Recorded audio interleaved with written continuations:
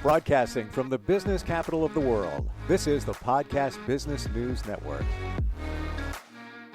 So here we are, brand new year 2022, just a few days into it. And I know a lot of us have those New Year's resolutions trying to decide what we should. Food is always probably one of the top two. It's food and exercise. And we have somebody that's going to help you out today with your diet, get you back on track. Her name is Alexa Jackson, and she's a registered dietitian. I love the fact that you call yourself a virtual dietitian. So you can help out anybody anywhere in the world, right? Yeah, so I've got coaching programs that are accessible wherever you are, which is so great given all the changes we've had with accessibility with the pandemic over the last almost 2 years now. Yeah, so nice to not have a mask on. Yeah, absolutely. It's much easier to get to know somebody without a mask on. Well, actually, the mask could be a good thing because it would prevent you from eating more. I'm just thinking about that. That could be. But, you know, it's all about relationships. We're all about relationships. And we have relationships with food, and sometimes those relationships go bad. What would you give advice to somebody, here we are in the brand new year, in terms of their relationship with food? Absolutely. So this time of year, everybody's talking about their health plans, taking a new lease on their health or starting a new way of eating or lifestyle change, that they're trying to reach a goal. Maybe it's weight loss, maybe it's a physical goal. And I talk about nutrition all year round, but I find this time of year, I get a lot more inquiries and questions about nutrition just because everybody's thinking about that. And the one thing I try and encourage everyone to do when I speak to them this time of year is don't just think about that short-term goal. Think about what you want your health to be over the long term, over the next year, 2 years, as you age, and find a way of doing things that's sustainable, that you enjoy, that can be part of your everyday, and that is you enjoy. Like, it has to be enjoyable. We have to enjoy it. When it comes to enjoying it and you come up with a diet plan, do you listen to somebody tell you, here's what I like to eat, and then do you tailor it to that? Yeah, absolutely. There's no one way of healthy eating. And what I do in my practice and in my coaching programs is, rather than giving them a defined meal plan or something that's very rigid, Yeah. I teach them about the concepts, because we don't all have the same preferences or food budgets or food skills for that matter. And so everybody needs to approach it slightly differently. So we talk about concepts and how to look at food based on those concepts, and how to put it together so that it all works cohesively. Your website is alexathedietitian.com. A lot of great resources there. You're always available if somebody has a question, I would assume. Yeah. My question is, what do we do if somebody has a sweet tooth? Now, I'm going to be perfectly honest. I'm careful about what I eat, but last night, 11:14 p.m., chocolate chip cookies, open the bag. And it was just, it's like, all right, I'm just going to have one. I'll have two. I'm 5 into it. How does somebody satisfy that, that sweet tooth? Yeah, and you make a great point. It's that it can sometimes just spiral into more and more and more. Yep. So there's nothing wrong with having the occasional treat. Normal eating is not perfect eating. Healthy eating is not perfect eating. And part of a sustainable way of eating is one that you enjoy. And I'm a firm believer that you can make all foods fit. There's foods that fit every day and in large quantities, and then there's foods that fit every once in a while, but maybe in smaller quantities. And we talked about a little bit last time about the difference or tuning into our hunger cues, in particular eating because we're not necessarily physically hungry, but we're tired, and that late night eating can be stemmed from that. Yep. But if you are looking for a treat and you've focused on healthy, balanced meals the rest of the day, and you're confident that you've done well with that, then there's no reason why you can't include a chocolate chip cookie. Now, what I would say though is to be mindful about it, right? To decide that that's something you're going to enjoy intentionally, really experience it, and be aware of how much you're having, right? You had a sense of how much you were eating. But sometimes when we eat, and some people who struggle with emotional eating, they have a tendency to dissociate from the experience. And it's only later that they realize how much they've eaten. And that's where we get into that spiral of guilt and shame. And so it's really about, if you're going to enjoy those things, being mindful and present and intentional in the experience as best as you can be. I totally understand what you're saying, because it was a small bag of little chocolate chip cookies. So right away I'm thinking, they're little. I'm just having one. Meanwhile, you got your 5 in. How did your path start? Your relationship with food? How did you become a dietitian? How did it begin for you? So for me, I had an interest in health and science, and I gravitated towards nutrition because it was a really nice blend of health and science. And I really enjoy working with people. And so as I got to know what I could do in the nutrition field, I really gravitated towards becoming a dietitian so that I could do more of that. And over the years, I have worked in more corporate settings as a dietitian, and as well as in hospital settings and doing one-on-one counseling. And it's really that one-on-one or that live counseling and coaching that I really enjoy the most. I find that fills my cup, and it provides such a dynamic experience. And coming back to what you were saying before is that, we each have our own experience with food, and it needs to be tailored. And so I like that experience of learning about somebody and how they operate in their everyday, and how we can make nutrition work best for them. So it's really dynamic, and it's like a puzzle sometimes. Is okay, how can we approach this given your work schedule, your family activities, your budget, your preferences, and we work through it together. Everybody's different. Everybody's different. Right? Like if we were designing a plan for me, I don't really like seafood. I'll admit it. So, I'm missing out. I know that, but there's things to supplement that. What about keto diets and diets like that? What are your feelings on that? Yeah. And we talked about this a little bit last time, that they can be, unfortunately, some diets can overly restrict food and create too many food rules. So when we're talking about balance and something that's sustainable, when we get into those really rigid rules and eliminating entire food groups, it can sometimes really complicate our ability to plan meals, to socialize and eat at the same time, to spend time with others. And so you really have to ask yourself, is that sustainable? And is that something that is going to bring you joy over the long term? In addition to, sometimes we may end up overly restricting a certain food group and then causing secondary nutritional issues like constipation or low nutrient status in certain areas. So we've got to make sure that we're looking at it from a more holistic perspective. What about protein? We always hear we should have it in our diet. How much is the right amount? Absolutely. So there is some math that we use to help calculate how much protein most individuals need. Now I'm going to use kilograms and grams because that's what I use here in Canada, but we use about 1 gram per kilogram of your body weight. So it is based on your body weight, and that's why it's individual. Depending on the individual, some people far exceed this number, and some people struggle to get enough. And it just depends, again, on your food preferences and how you approach things. Universally, I don't find people need to take an additional protein supplement, but as you were saying, there's some individuals who have food preferences that make it really challenging to get enough protein in their diet. And depending on their health goals, we may need to add a little bit of additional protein. But there's lots of great whole food sources of protein that we can work with.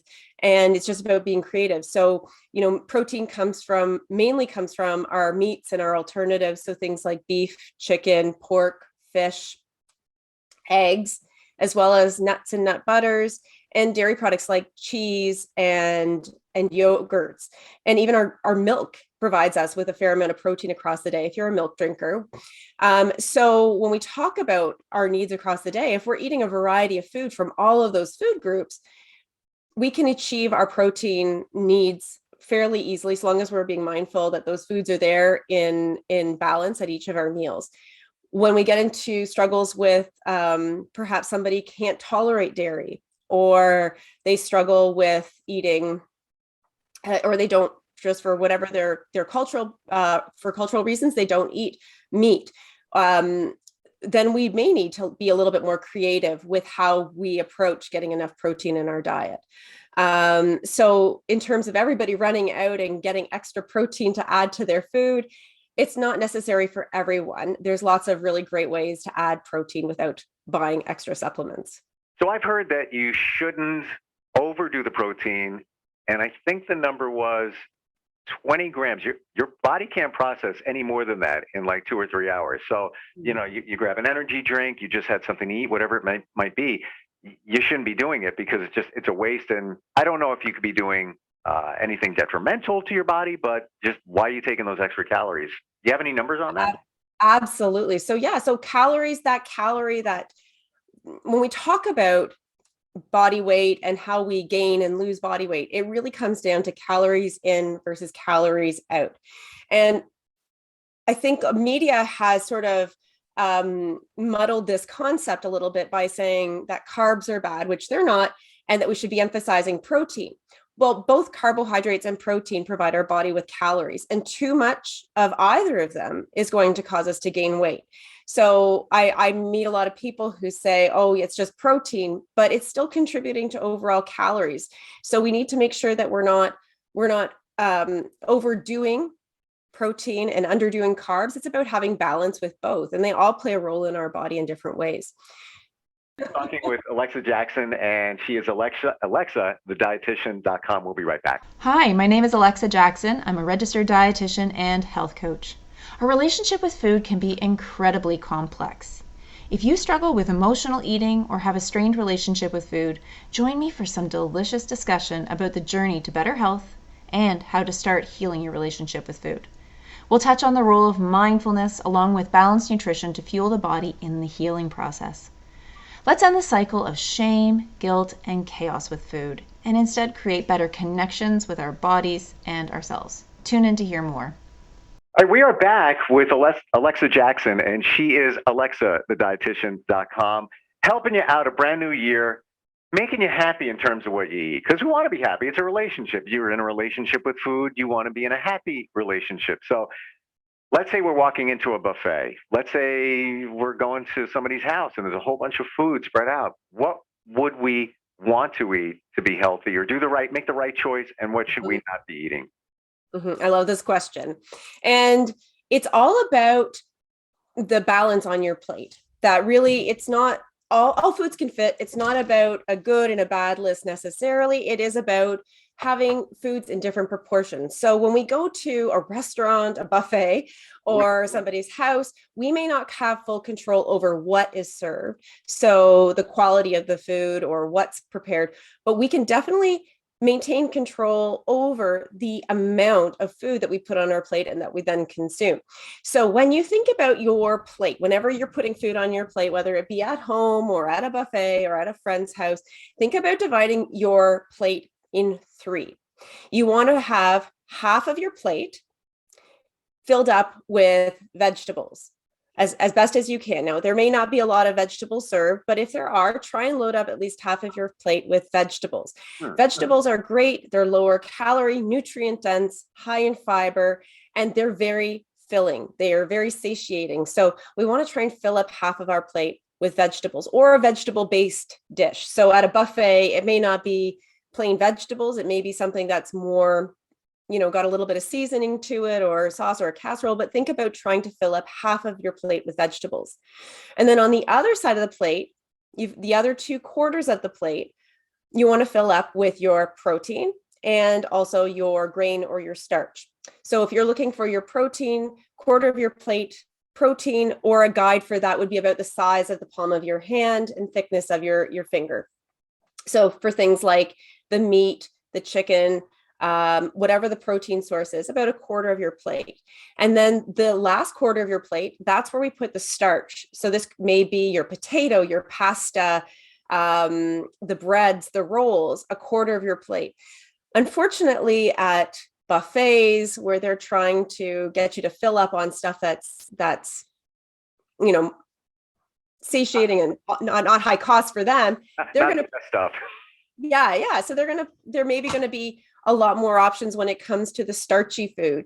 But it's not that you have to sit out from any of those foods. It's just about remembering those proportions, that you want to try and fill up half your plate with veggies, a quarter with protein, and a quarter with your grain or starch. I love this because now I feel like I'm on the path to something good. Because Yeah. most of us don't even know what we should be eating, how much. And you just mentioned rolls. Now it's almost like it's a sin to take that dinner roll. Is it okay? I mean, it's there's a lot of carbs in that roll, but to your point, if it's just a quarter on the plate, is it okay? Yeah, absolutely. Absolutely. And where we might get into trouble is where we show up at a restaurant and we're super, super hungry. And then we eat not just one roll, but several rolls waiting for our food to arrive. Percent right. And I don't want to name names of restaurants, but I know the exact one you're talking about. And the first thing comes by, and the bread is really good. But I'll go with my son, and he's like, "Can we get another order? It's free. They'll bring the bread free." I'm like, "Yeah, okay. We've already filled up on two." Right. It's crazy, but you're right. Yeah. So you sometimes go out to the meal and you're eating mostly the bread that's on the table and not the food you went to go enjoy. And the thing with going out, and this is a topic I love to get into, is that fear of missing out, right? That we go out to restaurants Yep. and sometimes it can feel like, well, because I'm eating out, because this is something unusual that I don't usually do. And especially in the last 2 years with the pandemic, many of us have sat out from going to restaurants or eating out. So when we go to a restaurant, there's this sense of, well, this is a unique experience. I'm going to go all out. I'm going to order everything and have as much as I want and really indulge Yep. because I don't want to miss out. And so this is something that I think a lot of people struggle with, and it doesn't really serve them in their long-term goals. It's almost like I'm going to a restaurant. I will come. I will conquer. Because Yes, exactly. And then to your other point, food FOMO, fear of missing Yes. out. I don't want to miss out on that. I want to, but you don't have to have a lot of it. You can just have a taste of it. Absolutely. And think about the holidays that we've just gone through. So many people, we're surrounded by treats and delicious foods because that's how we celebrate the holidays. And it can be tempting to have this food FOMO, this fear of missing out on things and feeling like I have to eat it all now because I won't have it again until next holiday season, next Christmas. The reality is that when you stand back, we're in those cases, we're sometimes ignoring our own hunger cues. We're eating past our fullness because we're afraid of missing out. It's that scarcity mindset. And inevitably, we are abandoning our own health goals in those situations. Sure. So, And think about it. There's a holiday, just a food related holiday, just about every month. So what's coming up next? We have Valentine's Day. What are we going to do? We're going to eat chocolate potentially. What's the next one after that? St. Patrick's Day. What are we going to do? Corned beef, cabbage, and beer. So let's get on that for just a second in terms of consuming alcohol. Is it really a bad thing? What's your rule of thumb? What's your suggestions for that? yeah. So again, it can fit. Alcohol can fit. There's a few things that I just remind people about is that a standard drink does have about 150 calories in it, and that's before mix. So that would be just a bottle of beer, a shot of hard liquor, or a glass of wine. And then additional calories if we mix it with sugary drinks or sweet drinks. So some of those cocktails can be really high calories. So if you are focusing on a goal, whether that to be to maintain your weight, lose weight, or just take good care of yourself, just be aware that alcoholic drinks do consume calories.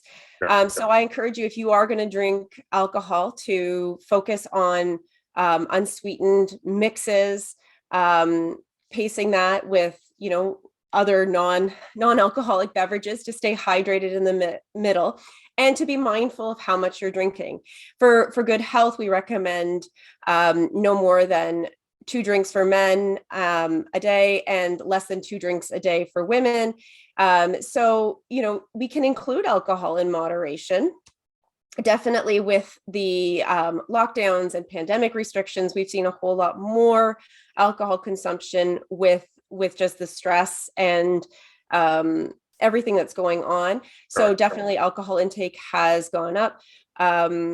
so it's just about being present and aware of how much you're drinking, to make sure that it's not getting out of hand. So my tip with that is, if you're concerned about overdoing it, sometimes a trick to help keep an eye on how much you're drinking is to look for those single serve alcohol containers, whether it be a bottle of a beer, or for wine, there's lots of little, now I don't know in the US, but in Canada, we now have small cans or Tetra packs of wine with only so many servings in that. So it can help you keep an eye on how many servings you've had of wine or of drinks. Yep. What just came back here in the States, and I don't know if it's up in Canada, but boxed wine. Now, it used to be a joke back in the day, but it's actually a thing. But I'm talking about a big box. So you want to Absolutely. Yeah. I'm familiar with those. Yes. maybe avoid that. But And well, the challenge is that you can't see how much you've had, because often you can't see inside the box. exactly right. By the way, we're talking with Alexa Jackson. She is Alexa, the dietitian.com, available for consultations to get you back on the right path. I want to real quickly talk about our goals. So here we are, beginning of a new year. Mm-hmm. New Year's resolutions, we're all saying, I want to lose 10 pounds, whatever number. Should we be doing that? Is that a bad thing, in terms of setting a goal, setting that number? Well, I don't think setting a goal for weight loss is necessarily a good or bad thing. It's all dependent on more the why.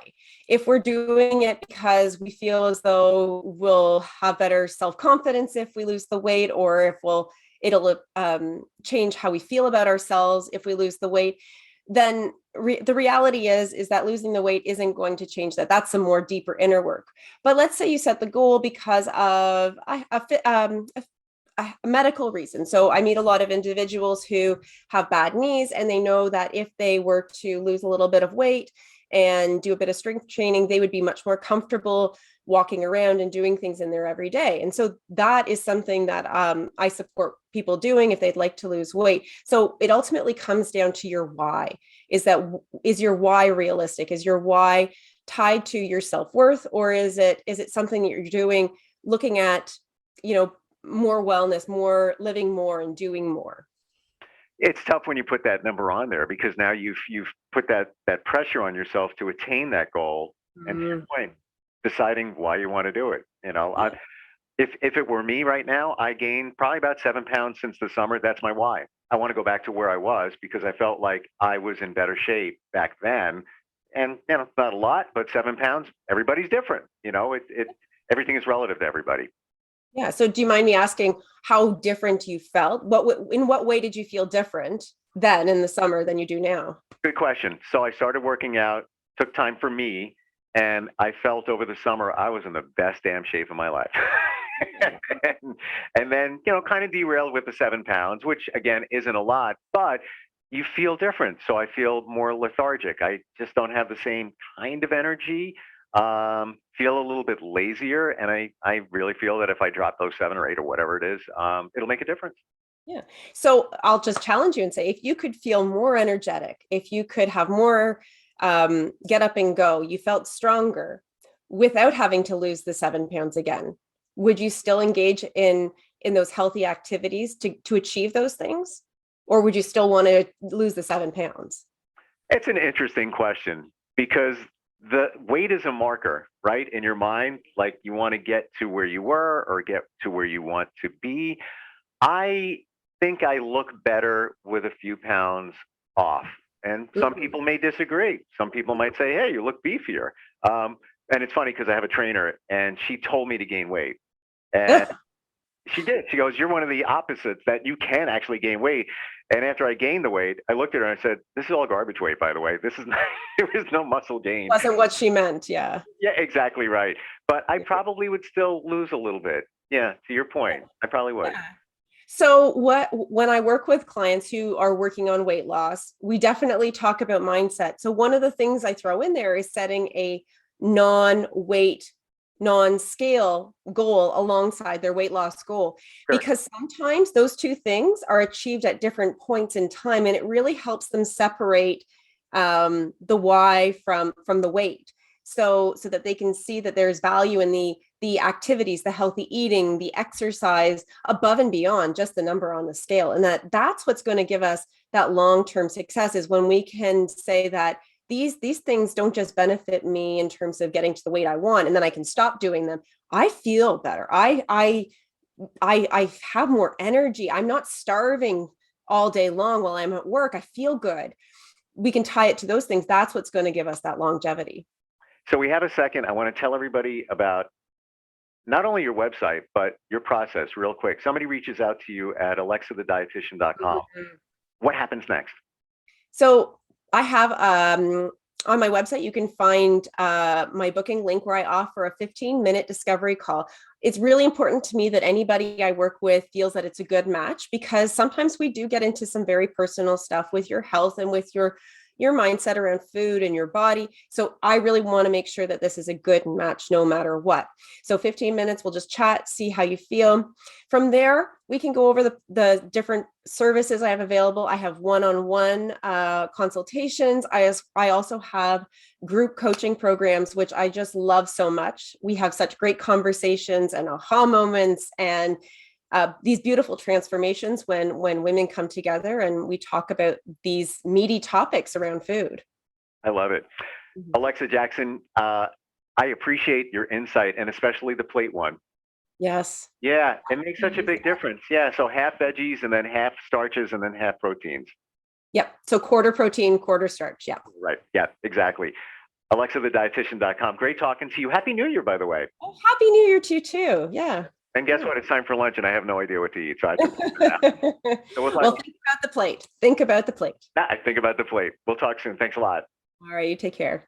We'll be right back.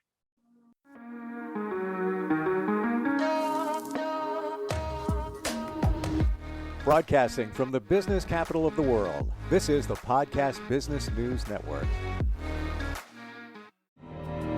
For nearly 2,000 severely injured veterans, everyday life has become filled with barriers. Day-to-day simple tasks can become pretty daunting. I have to carry my chair up 2 flights of steps or have somebody do it for me. What scares me the most is just the falling. When I'm struggling with my house, I think, to have that one great barrier just knocked down, it's crucial. Home for Our Troops is a wonderful nonprofit that builds a mortgage-free, fully adaptive, handicap-accessible house. And there's no catch. It'll be our very first home that we've ever owned. This is a game changer. This is where your life begins again. We need you to join us in completing this important mission. Please visit hfotusa.org and help build homes and rebuild lives. Because of you, everything's going to be okay.